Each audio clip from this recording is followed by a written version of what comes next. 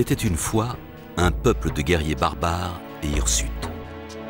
Ils habitaient des huttes de bois, chassaient le sanglier pour se nourrir et vénéraient la nature.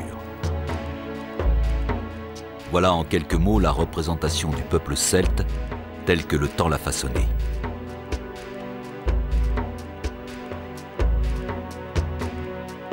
Mais derrière ces clichés se cache en réalité une civilisation qui a dominé l'Europe pendant plus de 5 siècles avant notre ère et profondément marqué l'histoire du continent.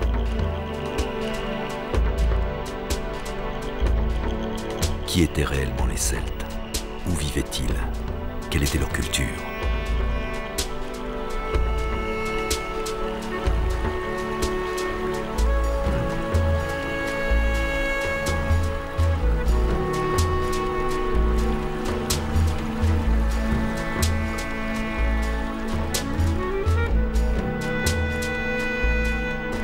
Aujourd'hui, grâce au progrès de l'archéologie, l'histoire des Celtes s'écrit sur le terrain.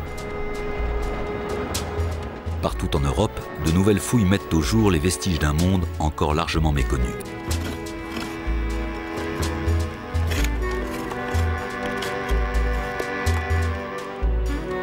Les découvertes se multiplient et mènent les chercheurs sur des pistes inédites qui contredisent les idées reçues. La culture celte se révèle bien plus vaste et sophistiquée qu'on ne l'imaginait.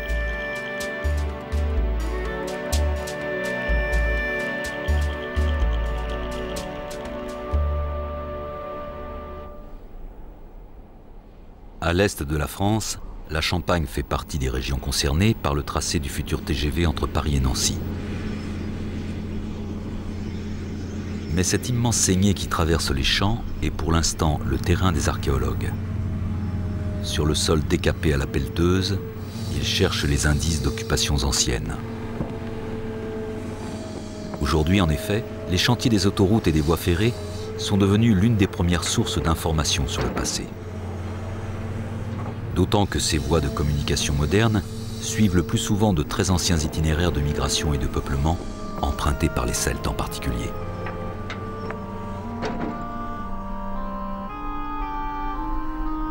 Ont-ils laissé des traces de leur présence?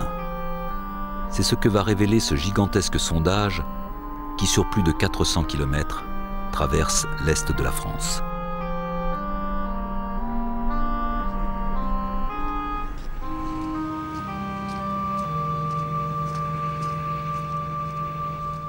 Un brouillard glacé enveloppe la plaine champenoise. Comment, dans ces champs 1000 fois labourés, trouver l'empreinte d'hommes qui vivaient ici entre le 5e et le 1er siècle avant Jésus-Christ? Dans une terre détrempée par des pluies abondantes, la tâche semble aussi pénible qu'illusoire.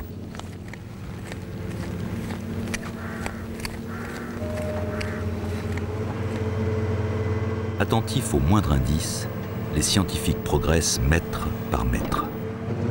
Il s'agit d'inventorier les sites qui feront ensuite l'objet d'une fouille approfondie. Un mois plus tard, dans un paysage figé par l'hiver, les archéologues sont de retour. Ici, le site a été validé. Il est maintenant confié à une équipe de spécialistes dirigée par Lola Bonabel. Ce que cherche l'archéologue, ce sont des tombes.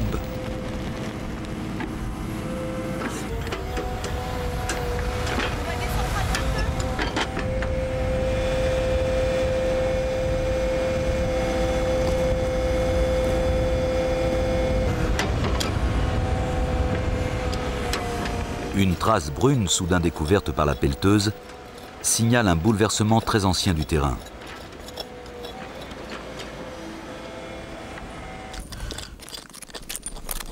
Il peut s'agir d'une sépulture ou d'un simple trou occasionné par des travaux agricoles.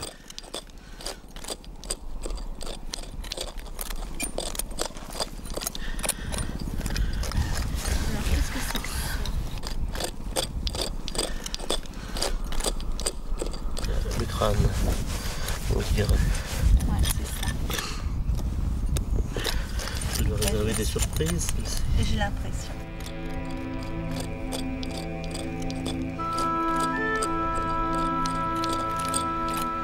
Un squelette qui dormait à quelques centimètres seulement de la surface, redécouvre peu à peu la lumière du jour. Il porte un torque autour du cou et des bracelets aux poignets. Pour l'archéologue, il n'y a aucun doute, c'est un celte. Ou plus exactement, une celte. Cette tombe signifie probablement l'existence d'une nécropole aux alentours. Mais avant de poursuivre la fouille, Lola veut situer sa découverte au sein d'une histoire qui s'étire sur plus de 5 siècles avant Jésus-Christ. J'ai tout un tas de cochonneries. Alors. On est sur le tracé du TGV et on est, on va dire, sur la limite orientale de la plaine crayeuse. D'ailleurs, après, spécialiste incontesté de la métallurgie celtique, André Rapin est capable de dater à quelques dizaines d'années près un objet par son style. Le torque. Ici, le verdict est immédiat. Voilà, donc c'est un torque, tu vois, donc malgré les apparences, il a une torsade. Alors donc, à la différence des torsades qui sont très serrées pour tout ce qui est donc de ses ancêtres du 5e siècle, là c'est une torsade lâche, disons, avec quelques faibles tours. Mais il a quand même donc conservé aussi les caractéristiques de ces torques du début du IVe siècle, à savoir une extrémité en tampon conique. Donc c'est quand même un torque 4e. D'accord, on est encore dans le 4e, tu vois. Ok, en fait, je m'étais pas imaginé à cause du bracelet. Alors, j'aurais pensé que c'était plus récent, en fait. Voilà, donc ça c'est toujours la même sépulture, c'est la même dame. Voilà. Alors ces parures donc à 3 petites bosses sur le parcours, ce sont des parures caractéristiques aussi du IVe siècle. Donc elle a eu certainement le torque et le bracelet à peu près en même temps. Dans le dernier tiers, dernier quart du IVe siècle. Ok. Bon, si ce n'est qu'elle peut quand même avoir le bracelet de sa grand-mère. Ça, j'y crois pas du tout. Bon, d'accord. L'histoire, non, parce qu'effectivement, on a trop de cas de convergence entre... Vraiment, la parure, c'est comme l'arme, c'est quelque chose qui est une signature d'un individu, de son histoire sociale, etc. Et donc, il n'y a pas tellement d'héritage dans cette affaire-là.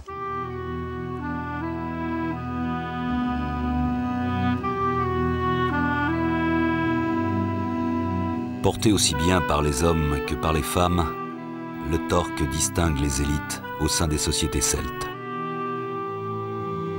Mais sa forme et son décor parfois très riches marquent aussi l'appartenance à un clan ou à une tribu. Le torque matérialise l'identité de son propriétaire et l'accompagne toute sa vie.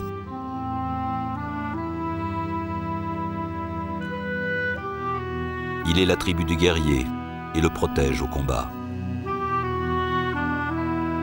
Il est même la marque des dieux, comme en témoignent les très rares représentations humaines de divinités celtes.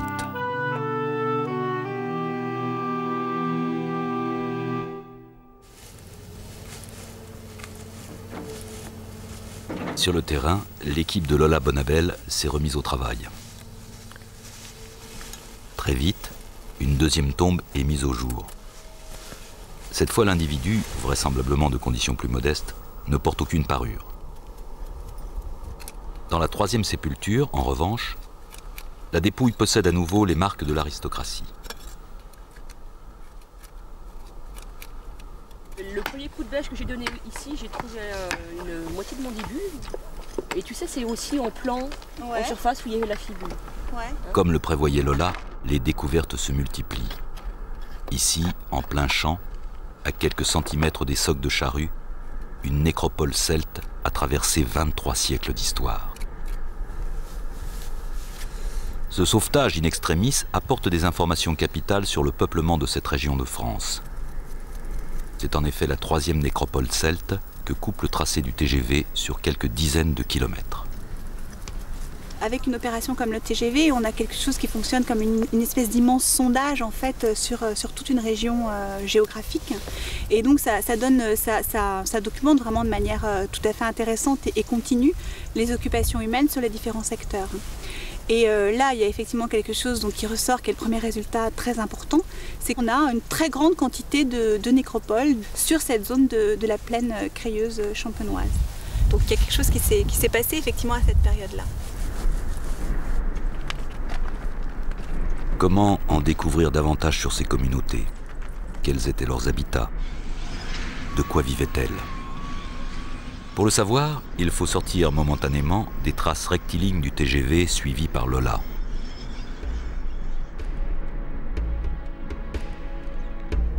Il existe en effet un nouveau moyen d'investigation qui permet de répondre à ces questions, l'archéologie aérienne. Les dessins qui apparaissent parfois dans les champs au printemps sont les empreintes des aménagements réalisés par l'homme en des temps très anciens. Ils tracent les contours des habitats dans lesquels vivaient les communautés celtes. Ces observations, complétées par les fouilles au sol, permettent aujourd'hui de reconstituer les édifices et d'imaginer leur mode de vie.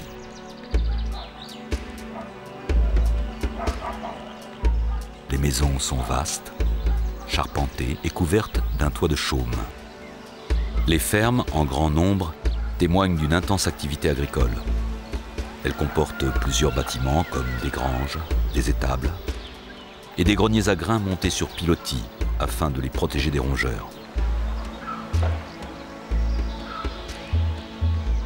Loin des huttes de bois et de la chasse aux sangliers, ces communautés menaient au contraire une existence confortable et essentiellement tournée vers l'agriculture et l'élevage.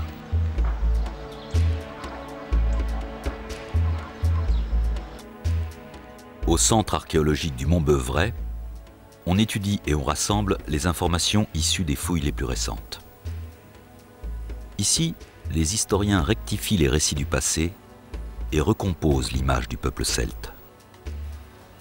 Mais ils se retrouvent aussi confrontés à un monde qui s'avère de plus en plus complexe et génère de nouvelles questions. Lorsque j'étais jeune, on me disait « les choses sont simples ». Il y a eu, depuis la préhistoire jusqu'à la fin du premier âge du fer, des populations qui sont succédées, on ne sait pas quoi. Et vers 500-450, les Celtes arrivent. Voilà, les Celtes arrivent, ils déboulent, ils sont là, et puis la civilisation va changer, on a de nouveaux instruments. Bon, nous savons que c'est faux. Mais ça, c'est le gain de même pas une génération.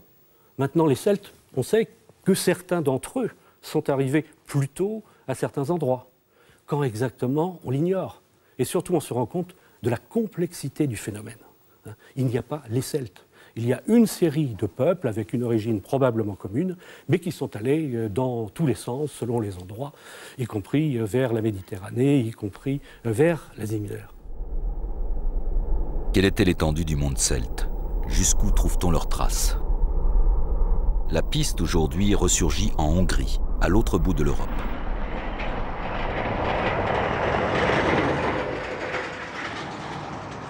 Poussés par le développement du réseau routier, les camions sillonnent les grandes plaines de la Pannonie jusqu'au bassin des Carpates. Ici aussi, les archéologues explorent le terrain avant qu'il ne soit définitivement recouvert par la future autoroute.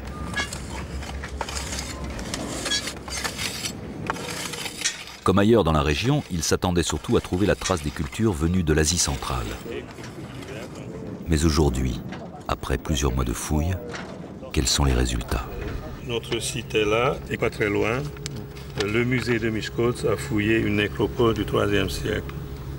Donc dans cette zone, il y a beaucoup de traces celtes à partir du IIIe siècle. Ce qu'on trouve ici, c'est beaucoup de fragments de calcaire. Des fragments de calcaire pour la fonte. Pour la fonte. Donc il y a les éléments qui évoquent la sidérurgie. Donc ce qu'il faut comprendre ici, nous sommes pas très loin des montagnes où il y a des gisements de fer, cuivre. Donc visiblement, c'est un site très bien choisi pour la période celtique.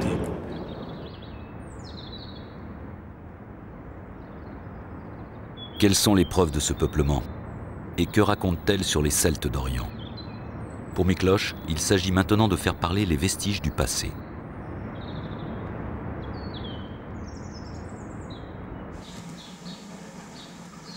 La plupart des indices sont emprisonnés dans ces blocs de terre issus de la nécropole. Les défunts sont incinérés. Il ne reste d'eux que les dents et les objets métalliques qui les accompagnaient.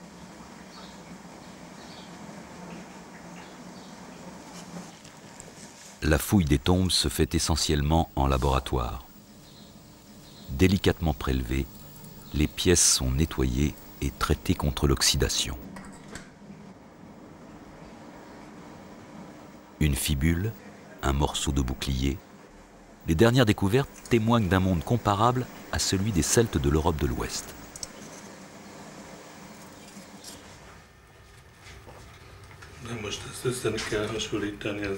Pour Miklos Szabó, cependant, certains des vestiges exhumés en disent bien davantage. Ce vase était enterré lui aussi dans la nécropole. Plus fragile que la terre qui l'enserre, il fait l'objet d'une restauration extrêmement délicate. C'est en particulier le style des poignées qui intéresse Miklos. Que représente-t-elle ? Après plusieurs semaines d'une reconstitution complexe, l'archéologue peut enfin comparer le résultat avec les hypothèses élaborées pendant la fouille.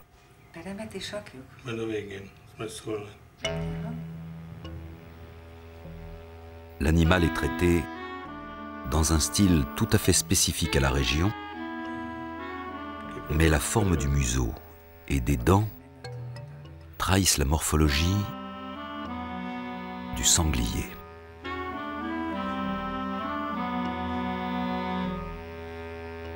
Symbole de force et de courage, le sanglier est une des figures emblématiques du monde celte.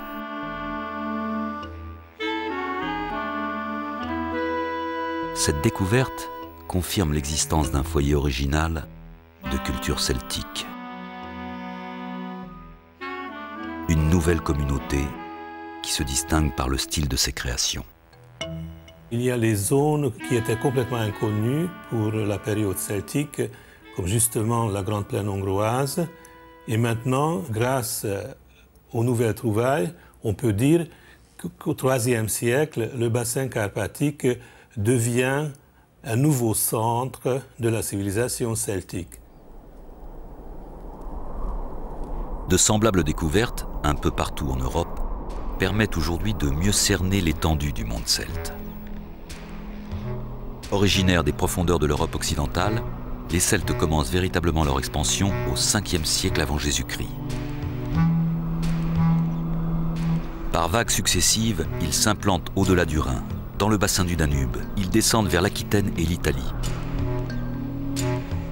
Ils entrent en contact avec les autres civilisations du monde antique. Les Grecs les appellent Celtes, les Romains parlent des Gaulois, mais tous désignent le même peuple en voie de conquérir l'Europe. À leur apogée entre le 3e et le 1er siècle avant Jésus-Christ, les Celtes sont constitués de centaines de tribus réparties de l'Atlantique aux bouches du Danube, de la mer du Nord à la Méditerranée.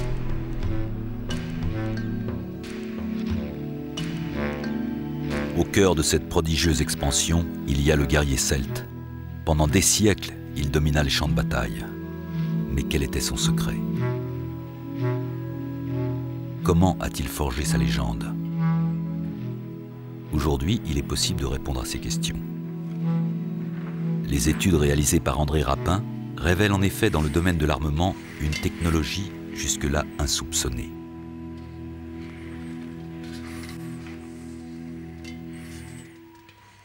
Les Celtes, au moment de leur expansion maximum en Europe, ont développé un équipement qui est un équipement de pointe dans l'Antiquité. Et ce n'est pas par hasard si à ce moment-là, donc ils ont une expansion territoriale qui va de la Turquie à l'Atlantique ou de l'Angleterre au centre de l'Italie ou en Ibérie, etc. Chaque élément, épée, fourreau, lance, casque, ont leur dosage bien particulier de métal, d'acier plus ou moins carboné, de fer, de tôle très malléable. Ils sont au top niveau, comme on pourrait le dire maintenant dans le langage actuel, de la technologie du fer à l'époque.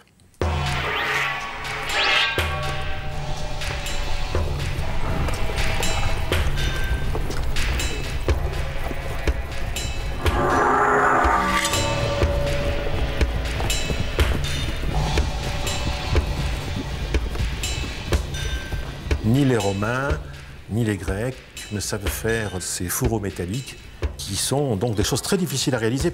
Ces gouttières un peu ruinées que vous avez ici sont destinées à pincer de part et d'autre les tranchants de l'épée en laissant le fil naviguer à l'intérieur du tube du sertissage des deux plaques du fourreau à 1 millimètre près sans que le fil ne s'émousse. C'est une précision qui étonne encore les forgerons actuels qui s'essayent à se refabriquer ces objets-là, tellement donc ça exige de précision et de maîtrise, non seulement de maîtrise d'habileté, mais de maîtrise au niveau de la préméditation, de la fabrication du métal de base qui va servir à fabriquer tout cela. Il y a des réalisations techniques comme la chaîne, par exemple, qui est une chaîne destinée à suspendre l'épée sur le côté droit, et chaque maillon est conçu de telle sorte que la moindre rotation vers la droite va soulever tout l'ensemble qui va devenir raide. Et ce raidissement va empêcher l'épée de se balancer dans les jambes de quelqu'un qui court le plus vite possible.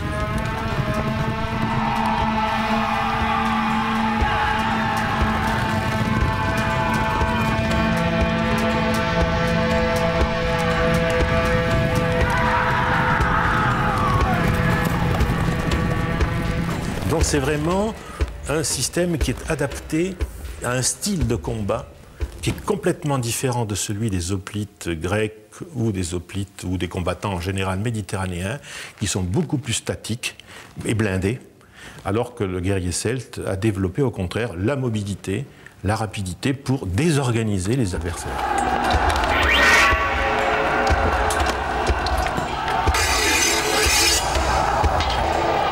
C'est aussi l'équipement défensif qui avantage le guerrier celte.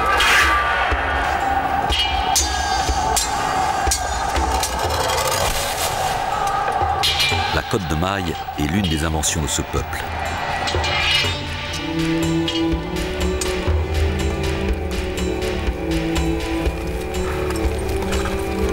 En s'attaquant au monde méditerranéen, les Celtes ont scellé leur réputation de barbares.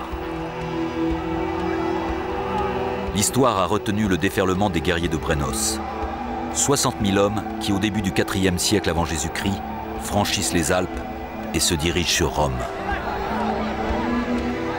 Les troupes romaines sont écrasées. La ville est totalement dévastée, incendiée et occupée pendant plus de 7 mois. Les Celtes méprisent la mort et se ruent au combat sans se dissimuler, rapporte l'historien Strabon. Mais leur force et leur audace ne résistent pas à la stratégie des légions romaines lancées à la conquête du monde. Curieusement, c'est en disparaissant sous le glaive que les Celtes prennent leur place dans l'histoire.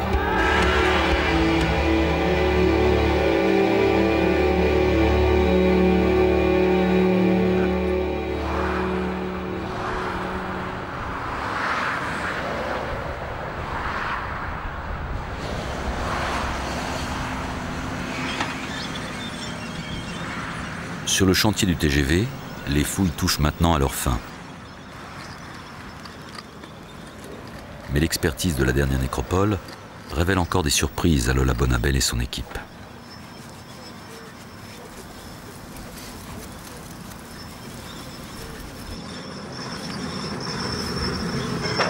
Tu t'es débarrassé de tes os, là t'as encore des os qui se baladent voilà. ou pas? Ouais, il y a des coups. Ce que j'aimerais savoir, ça c'est en place.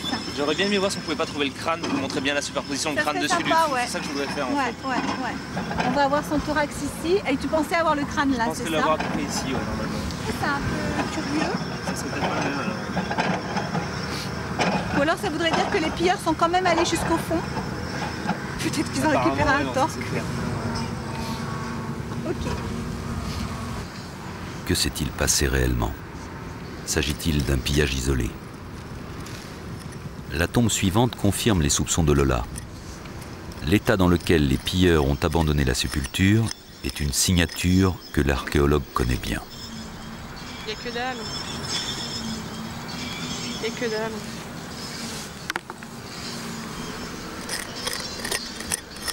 On a le résultat caractéristique du pillage 19e. Ce qui les intéressait, c'est plutôt le mobilier métallique, en l'occurrence torque, bracelet, fibule. Et donc ils attaquaient le haut du corps. Donc en général, sur ce type de tombe, on retrouve le bas du corps et les vases, et éventuellement les dépôts alimentaires en place. C'est une période en fait où les Gaulois sont très en vogue.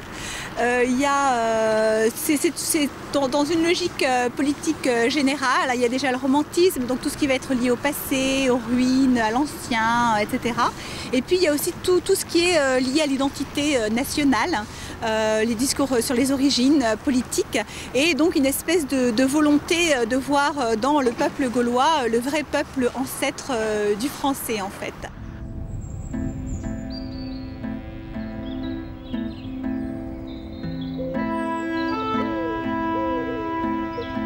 Le musée des Antiquités nationales à Saint-Germain-en-Laye est le produit typique du rapport entre la politique et l'histoire. Voulu par Napoléon III, grand partisan du peuple gaulois, il conserve les collections rassemblées au XIXe, un assemblage hétéroclite d'objets à la gloire du peuple fondateur.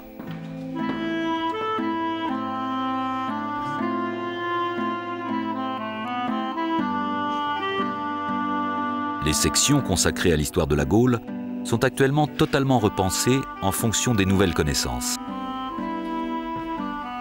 Une nécessité qui, pour Laurent Olivier, conservateur, reflète aussi un changement de nos préoccupations.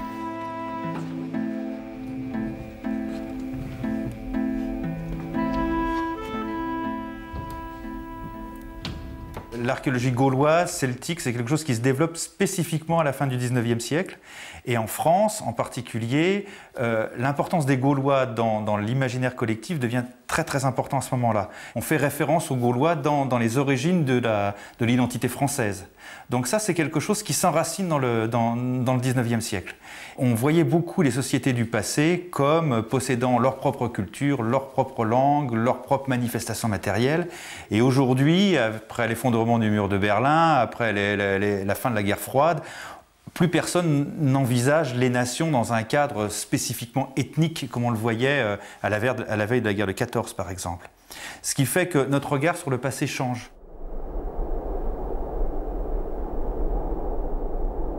De nouvelles questions mènent désormais les archéologues aux frontières du monde celte. Que se passait-il dans ces régions où les civilisations se sont côtoyées? Nous sommes dans les monts Apennins, au nord de l'Italie, où vivaient des communautés étrusques il y a 25 siècles. À la même époque, la région était aussi fréquentée par des tribus celtes ayant franchi les Alpes. Les cultures se sont-elles mélangées? Non c'è altro da dire, se vogliono riprendere il nulla bisogna che si contentino di questo. Aujourd'hui, c'est ce que veut savoir Daniele Vitali en fouillant cette nécropole située sur la zone de contact probable entre Celtes et Étrusques.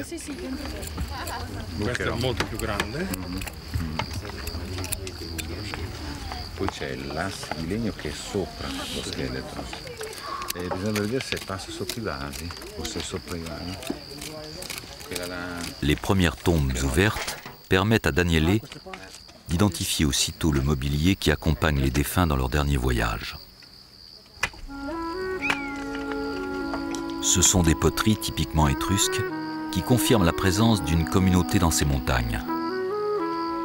À peine exhumés, les objets réveillent le souvenir de ce peuple raffiné, mais aux origines demeurées mystérieuses.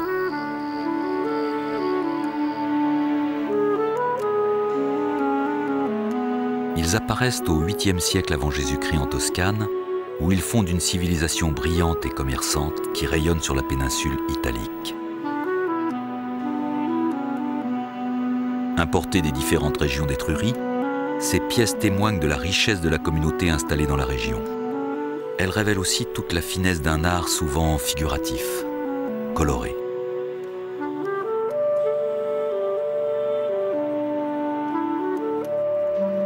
Un art qui témoigne d'un goût certain pour le luxe et le plaisir, à l'opposé du style de vie celte.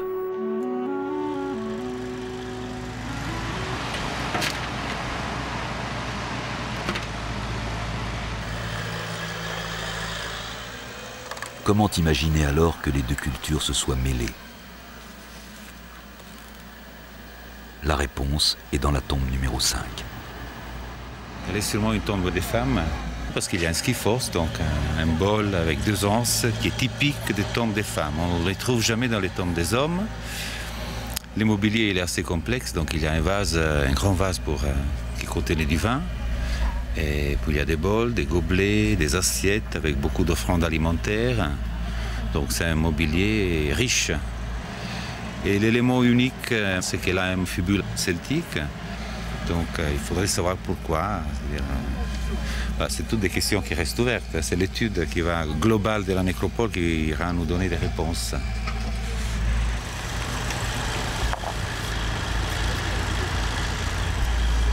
Le premier indice est encore mince, mais il témoigne de contact avec les Celtes.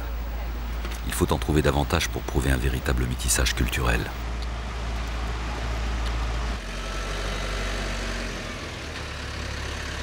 Cette découverte relance la fouille et impose d'employer les grands moyens. Il s'agit de décaper toute une partie du terrain proche de la 5e tombe. C'est Venturino qui dirige la pelleteuse. Ancien berger, Venturino a passé la moitié de sa vie à parcourir ces montagnes.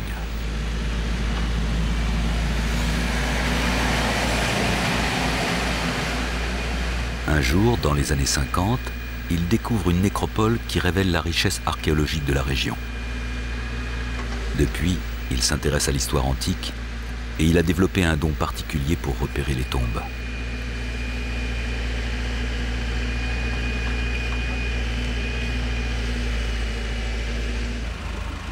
Un mystérieux savoir de sourcier qu'il met au service des recherches de Daniele.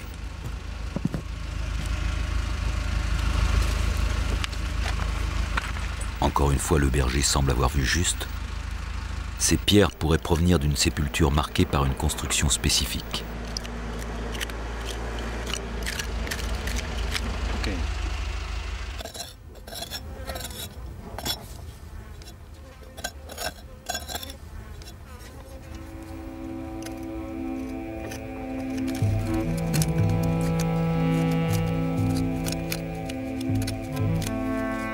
Après 2 jours de fouilles, c'est un guerrier celte avec tout son armement qui est mis au jour grâce à Daniele.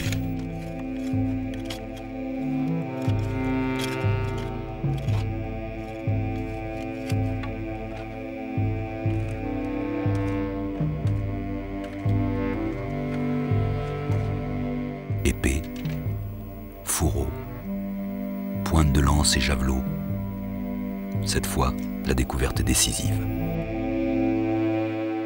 Les Étrusques, qu'on connaît très bien dans la plaine du Pô, ainsi que dans l'Étrurie tyrrhénienne, n'ont jamais, ou presque jamais eu l'habitude culturelle au niveau funéraire de déposer des armes.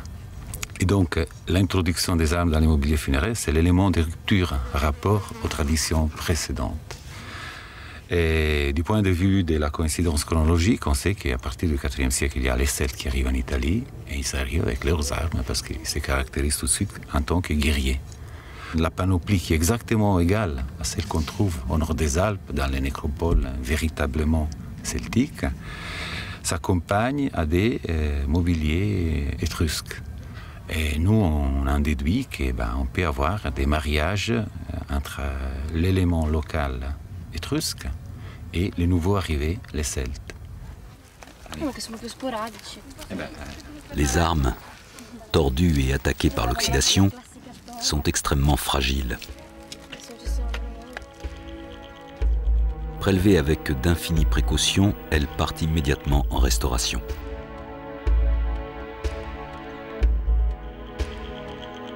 Les armes celtes trouvées dans les tombes sont toujours sacrifiées car elles n'appartiennent qu'à un seul guerrier, toute sa vie.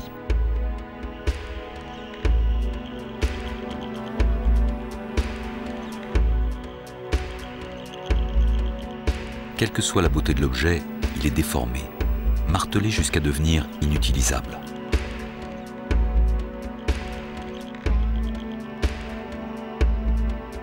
En territoire étrusque, le rite celte est respecté et prouve l'union des traditions culturelles jusque dans la mort. Le mariage est maintenant consommé.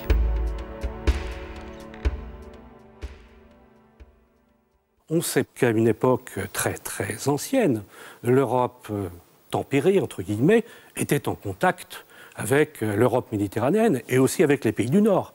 On connaît la fameuse route de l'Ambre, par exemple. On sait les échanges qui avaient lieu avec les Étrusques, avec les Grecs. Vous voyez déjà un cadre qui, contrairement à ce qu'on pensait jusqu'alors, nous montre un monde celtique très intégré dans les échanges. Et ce monde-là, ça fait peut-être quoi, 15 ans, 10 ans, que nous commençons à en appréhender la diversité, la complexité, mais également l'importance. C'est en Hongrie à nouveau qu'apparaît la trace du grand brassage qui animait à cette époque le continent européen.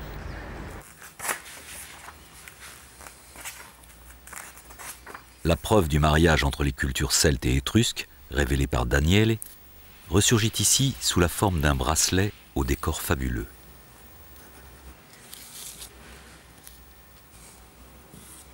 Récemment découvert dans la nécropole du bassin des Carpates, il revient tout juste de la restauration. Quelle est donc l'histoire que Miklos Szabó devine dans ses motifs?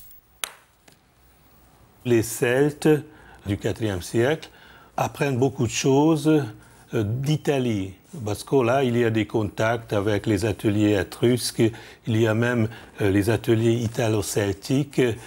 Donc, les motifs végétaux étrusques ont été adaptés par les Celtes au IVe siècle.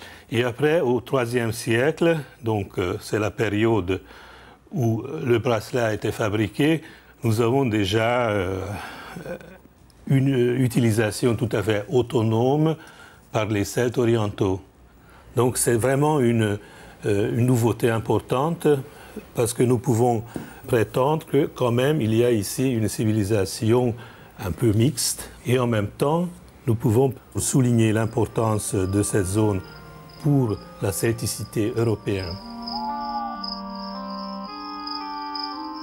L'art des Celtes n'a pas fini de dévoiler l'histoire de son peuple. Aujourd'hui, les scientifiques se sont attelés à décrypter le langage obscur et symbolique forgé par les artistes celtes.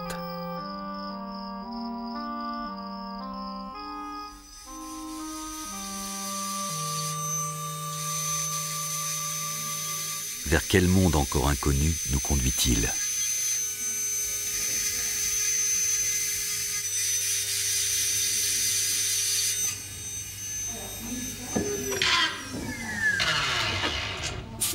Au laboratoire de restauration des métaux de Compiègne, on travaille sur les dernières trouvailles provenant des fouilles de Champagne.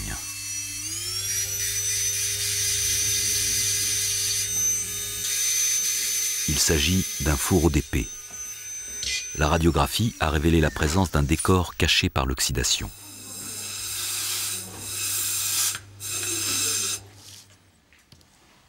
Ces motifs, parfois très complexes, sont fréquents sur l'armement celte. Ils sont longtemps demeurés des énigmes pour les archéologues. Que représentent-ils? Ont-ils même un sens? À force de mettre au jour de tels ornements et de les étudier, André Rapin est parvenu à percer une part de leur mystère. Les dernières trouvailles issues des fouilles de sauvetage confirment de façon exemplaire ces théories. Cette image-là, un animal monstrueux, a été trouvé donc sur un fourreau à Anse et Rune, donc tout à fait au contact avec les Ibères, dans un endroit qu'on pensait d'ailleurs presque beaucoup plus ibérique que celtique. Eh bien, on va retrouver la même chose que sur Bussy, donc à ici 40 km d'ici à peine. On a affaire également à un animal monstrueux, c'est-à-dire à une espèce de tête de rapace. Mais l'ensemble de l'image, quand on la combine par symétrie, va donner aussi la lecture d'un individu avec deux yeux, puis un énorme nez caricatural qui fait très BD, donc c'est un côté Achille-Talon. Et on va trouver cet emblème sous forme de blason, pratiquement parfois reproduit au millimètre près, d'un bout à l'autre de l'Europe. Autrement dit, il y a des normes dans ces images. Et c'est ça qui est nouveau, ce n'est plus du décor, c'est un code. Et c'est un code en même temps qui est quelque chose d'un peu secret, parce qu'on voit bien que ces images-là ne sont pas faciles à lire, qu'elles sont compliquées, qu'elles sont agencées de façon à perturber la lecture. Et donc, il y a un côté ésotérique dans cette affaire-là.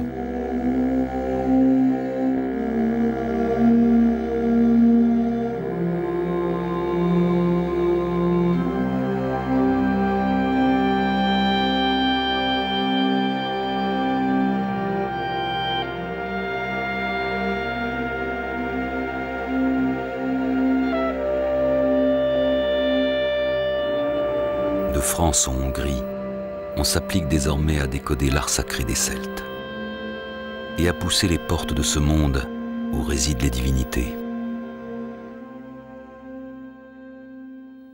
On comprend maintenant l'iconographie celtique, les éléments iconographiques comme le masque humain, comme les éléments végétaux, la feuille de gui, ou les éléments animaliers comme le griffon, le dragon, des oiseaux fantastiques. Donc nous avons maintenant un répertoire iconographique pour pouvoir expliquer les représentations de type religieux des Celtes. Alors si on compare le décor des fourreaux des Celtes avec la statue grecque classique ou hellénistique, on constate une différence fondamentale.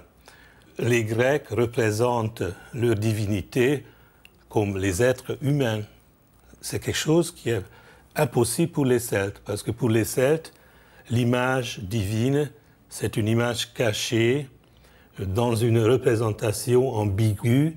Et justement, quand on regarde le revers de ce fourreau, on identifie le masque humain, le masque de la divinité cachée qui est toujours présent pour protéger le guerrier dans le combat.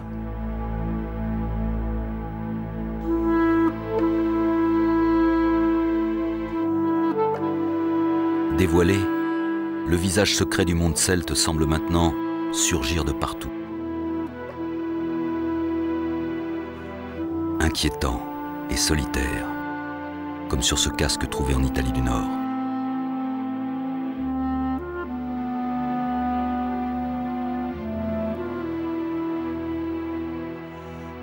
Il s'affiche aussi, éclatant et multiple, sur cette pièce exceptionnelle découverte dans le sud-ouest de la France.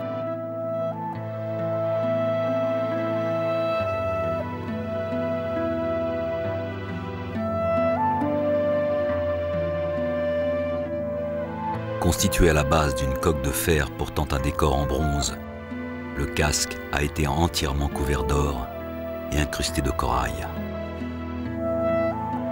Objet rituel, ce casque n'a sans doute jamais été porté, mais constitue aujourd'hui l'une des pièces maîtresses de l'orfèvrerie celtique.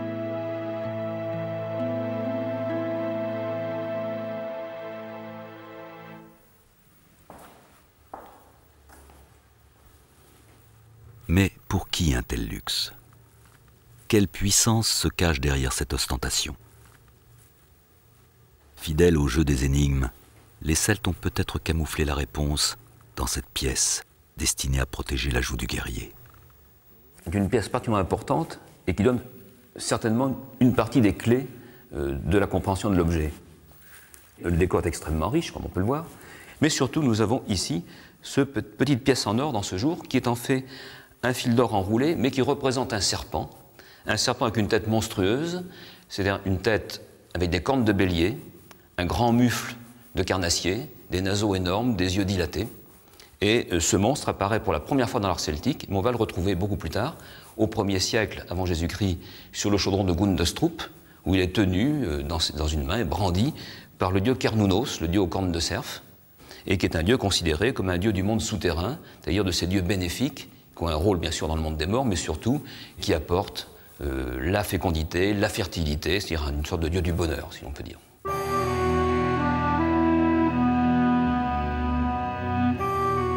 Originaire des Bouches du Danube, à l'autre bout de l'Europe, ce chaudron prouve l'existence de dieux communs à l'ensemble de la culture celte.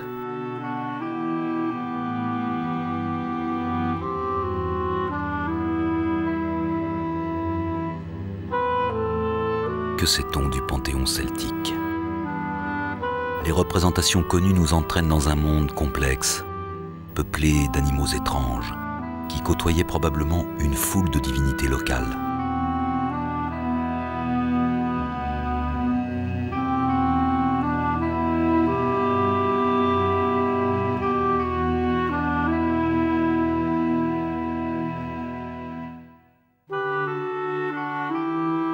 En réalité, la seule chose qui ait véritablement traversé les âges, c'est le mystère que les Celtes aimaient associer à leurs croyances. Alors, une fois de plus, les scientifiques se retrouvent confrontés à l'énigme des formes.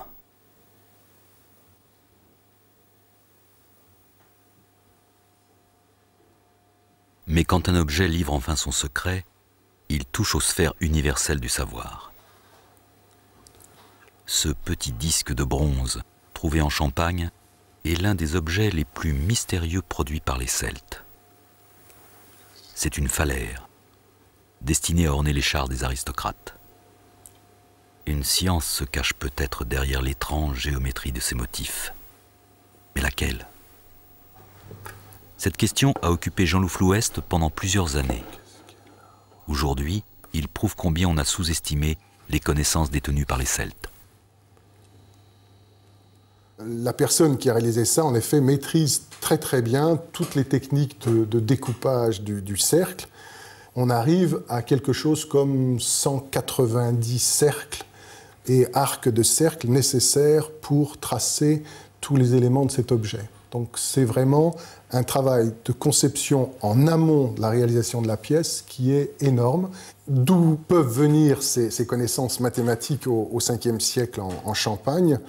Vraisemblablement des échanges intellectuels parmi toute une élite scientifique qui fréquentait tout le bassin de la Méditerranée.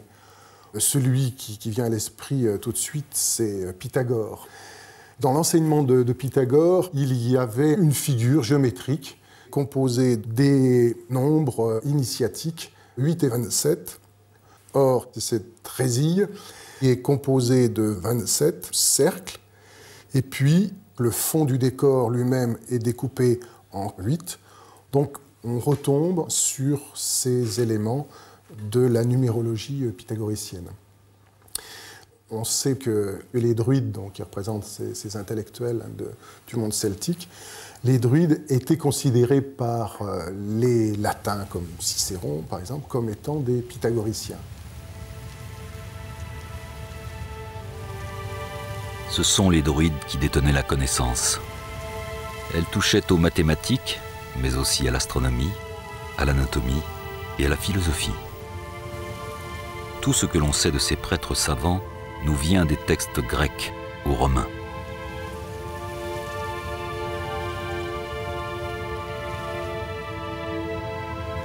Les druides privilégiaient la transmission orale, sans doute comme l'enseignait Pythagore, pour ne pas figer le savoir et lui permettre de s'enrichir.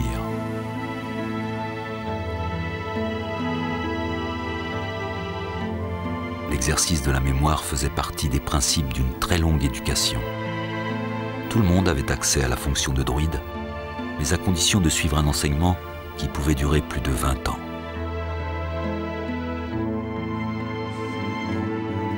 Ainsi, toute l'érudition de la culture celte était contenue dans des textes dits ou chantés qui nous échapperont à jamais.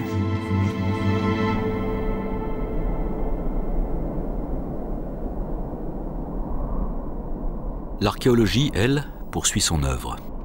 Régulièrement, de nouveaux objets viennent questionner les scientifiques. On découvre d'autres territoires où vécurent les Celtes, d'autres divinités, dissimulées par la complexité des décors.